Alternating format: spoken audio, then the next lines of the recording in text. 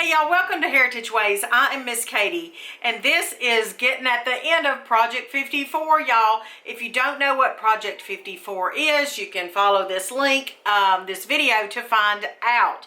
Plus, we will talk all about it from beginning to end, all the funny parts and the not funny parts and the behind the scenes and all the stories, and answer your questions on our live after party, which is going to be Friday, August 27th of 2021 if you're watching this in real time. You know, I'm able to do these videos because we have a great support system. We have a great, first of all, my family. I want to thank my family. Thank the Lord, of course. And I'm not being funny when I say these things. The Lord has allowed me to live 54 years, and this is my goal to myself for my birthday summer. Also, the Heritage Ways community is awesome. And our patrons at Patreon, we have almost 50 households that have come along beside us and want to support our mission, our ministry to honor home, celebrate heritage, and spread hope. We give a lot of gifts and perks and try to maintain a closer relationship with those folks at Patreon. Today, I want to thank 3 more of our patrons. Karen O. She's been such an encouragement to me. We have a lot of things in common, and she's messaged me a lot. I really appreciate her sharing with me. B.V., I love that name, B.E.A., and T.J. Stein and family. So thank you so much to those folks for walking alongside us. You may not realize how much it actually helps us and supports our ministry and encourages us. Well, today, can you believe this is episode 53? One more to go. One more to go before our after party. And then at the after party, I'm going to announce what my next series and my next projects are going to be, because my wheels are always turning. Well, I went out the other day to pick these eggplant out of my garden. It's been 2 days since I picked them, so the skin is not as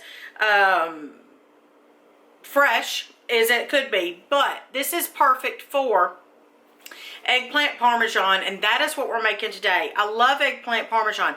Now please, before you say, okay, gross, I want you to know that I have served this to people who said, I don't know, and they loved it. Because eggplant, in my opinion, is almost like zucchini or yellow squash in the fact of, in my opinion, it kind of takes on the flavors that it's with. So, and it's not hard to make eggplant parmesan. Now, typically I do use the bigger eggplant. And I'll be honest with you, I think this is Egyptian eggplant that I planted in my garden, but I don't remember for sure. But I think that's right. This is enough, just to make enough for the 5 of us tonight. And I'm going to do that, and I'm going to show you how to make. It's one of my favorites. I order it at most every Italian restaurant I go to, and I'm going to tell you, you're going to be surprised, where I've eaten the best restaurant eggplant parmesan in my entire life. And I've gotten it in many states, many places, including Italian restaurants, you know, high-end Italian restaurants. But I'm going to tell you where the best was, and you're probably going to think, where? Here we go. Project 54, episode 53.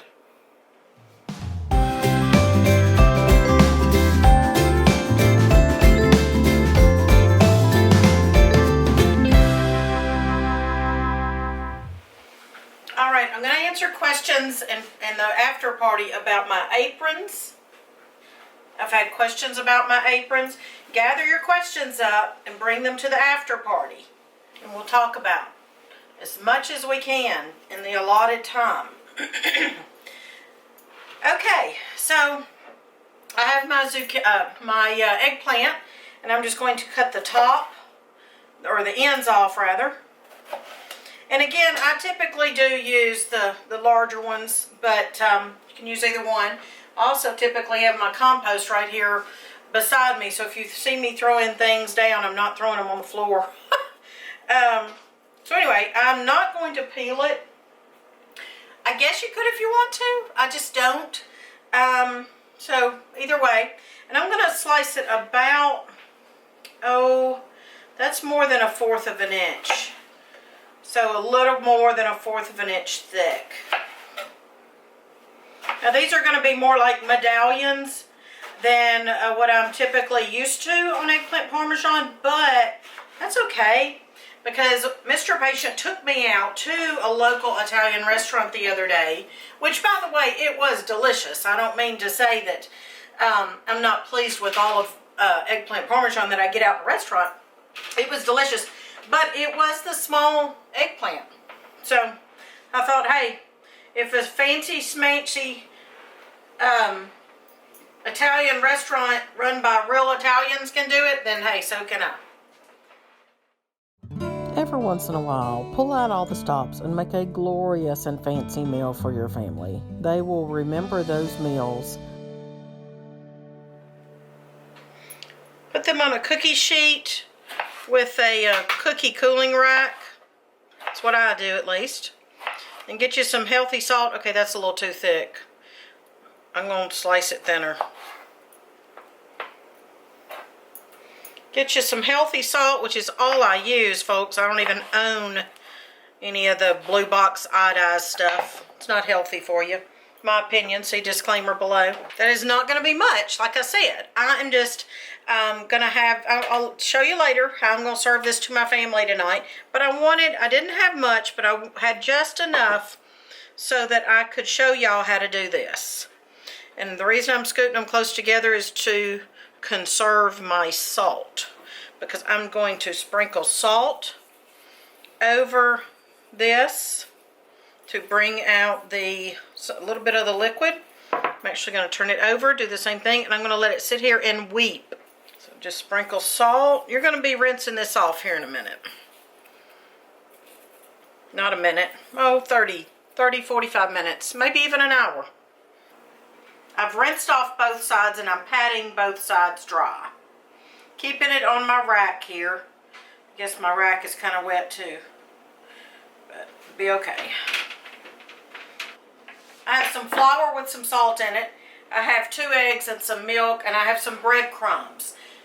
I'm going to go ahead and write my recipe down below. That is from my cookbook that I'm writing right now. I'm almost finished with it, but I'm going to go ahead and just write that recipe down below for y'all, so you really don't have to keep track right now of what I'm doing as far as measurements. What we're going to do is whisk these 2 eggs with the milk here. So this is a French method, and for the life of me, I don't remember the terminology. I took French in high school, 2 years of it. Poor Miss Fitzpatrick had to put up with me, and I guess I didn't catch on too well. But the only thing I can say now is Je m'appelle Katie and quelle heure est-il? And I'm probably not even pronouncing that correctly. And I can tell you to shut up in French. That's pretty much it. Okay, so we are going to put our eggplant in the flour. Coat it really well.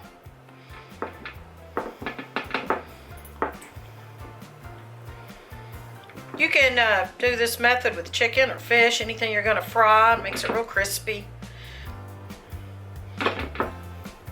And I want to pat it on there and get it on there real good, but then also I'm going to go over here to the egg and then the breadcrumbs. And you're going to dip all these pieces in those 3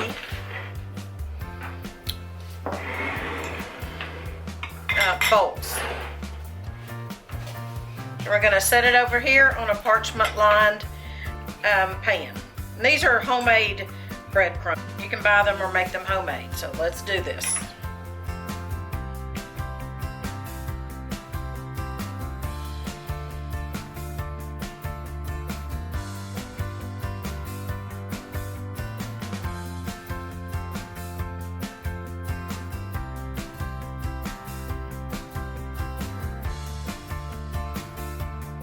Okay, I've got my oil heating up behind me and my oven is hot. And while I'm doing this, I want to thank 3 more of our patrons. We've talked about our patrons, and I just want them to know how thankful we are for them. So I want to say hello to the Wish team. And I want to say hello to Debbie B and Lisa B today.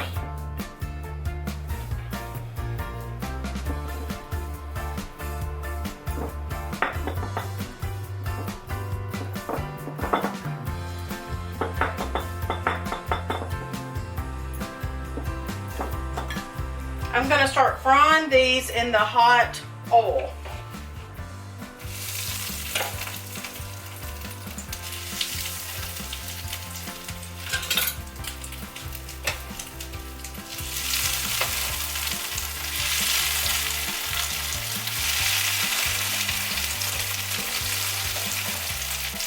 This is going to get them crispy on the outside, and we're going to bake it to get it good and tender. It's still going to have the crispiness though. Since these are so small and I don't have many, I can get a lot in the pan at one time. Remember what I said in the chicken video, it's going to reduce your temperature in your oil when you, oh that smells delicious, oh my stars, when you put your food in the oil, so just know that.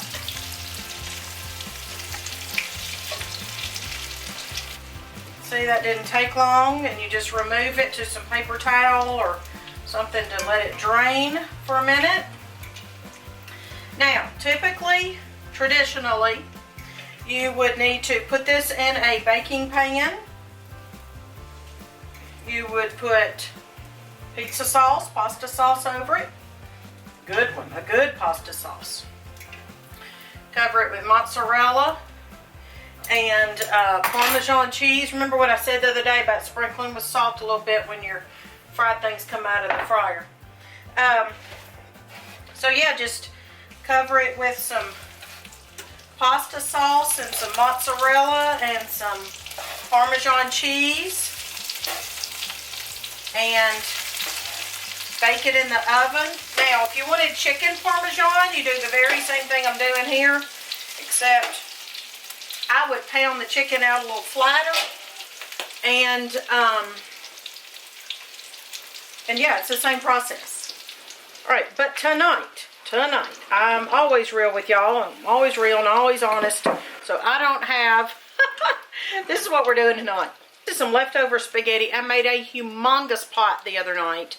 Mr. Patient said, good grief at the spaghetti. Well, I had tomatoes and peppers and onions from my garden, and so I wanted to make a sauce, and I was canning tomatoes. Anyway, so I have this dish of leftover spaghetti. So this is what we're doing tonight. I am placing these eggplant on top of the spaghetti, and then I will sprinkle with mozzarella and bake it.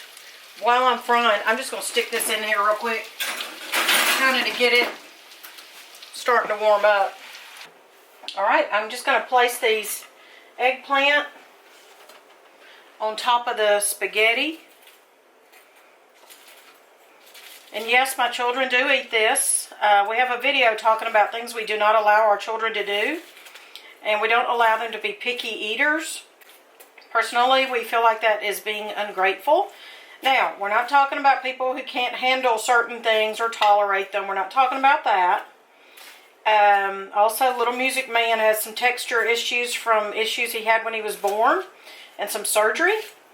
So we're not talking about that necessarily. But we do encourage our children to try everything, and we do give allowances. Meaning, we let them choose 3 foods that they do not like, and we do not force them to try them or eat them. So other than that, we want them to try the foods. So that's how we handle that. So here we go with our supper for the whole family. I'm just going to cover this with mozzarella. I'm going to put it in the oven at 350 tonight for probably 25-30 minutes. My cheese will be melted. My spaghetti will be warm, hot, ready to eat.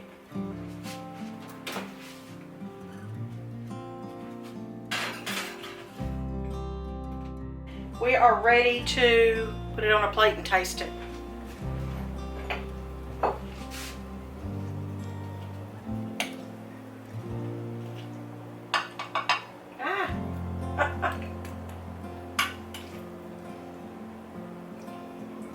the spaghetti's hot. It's crispy, I can hear that. It's going to be delicious. Delicious. Look at that. Okay, I should have garnished with some of my fresh herbs, but let's just jump right in. I mean, in reality, who garnishes on a weeknight or ever? Like, for real. Okay, that's my spaghetti from the other night. It is good. The eggplant is crunchy. I don't know if you can hear that, but it's still crunchy.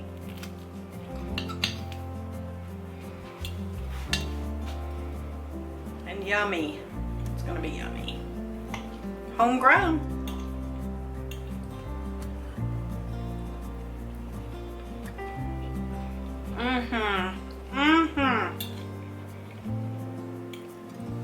Okay, that's very good.